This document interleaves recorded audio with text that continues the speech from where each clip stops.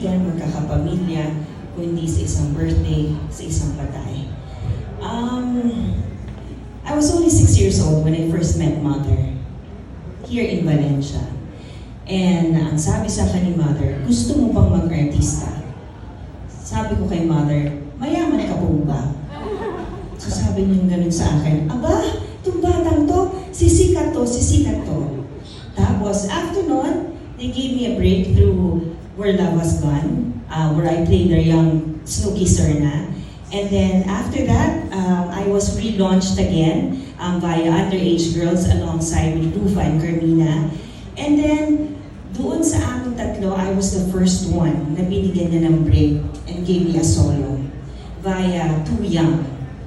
And funny thing about my movie Too Young, nung first day ng showing ng pelikula namin, flop. But si Mother hugged me and said, babawi tayo anak. Sisikat ka. Pag sinabi kong sisikat ka, sisikat ka. After 3 months, she gave me another break via My Pretty Baby, where after that movie, sunod-sunod na. And Mother really believed in me. Kasi sabi nga niya, sisikat ka, Aiko. And then again, sa mga kabatch ko, ako ang kauna-unahan niyang binigyan ng isang, pinaalala ni Direk Manny Valera kanina, ang legal drama represents Aiko. Again, sumugal na naman si Mother Lily sa akin. And that show lasted for 13 years. That was one of the longest drama TV aired ever in Channel 13. So, Mother, thank you so much for everything, for believing in me when no one did.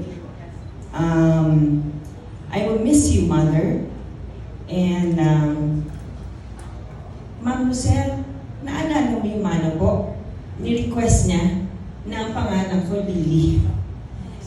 Lily Chua. Si Mother Lily requested that again kay Ma'am Lucelle. Sabi niya, Lucelle, gusto ko pangalan Aiko, Lily. Kasi paborito ko yan si Aiko. So, Mother, hanggang sa huli, naniniwala ka pa rin sa akin. Kaya, I know you're happy wherever you are now. By the way, sa mga hindi po nakakaalam, 2 po kami legal baby sa pamilya ko. Dahil naniwala din po siya sa Papa Jimmy ko. Kaya Mother Lily, I love you. I know you're with my Papa Jimmy now. Please send him my regards and you will be missed forever. And your legacy will live on in our hearts forever. Thank you.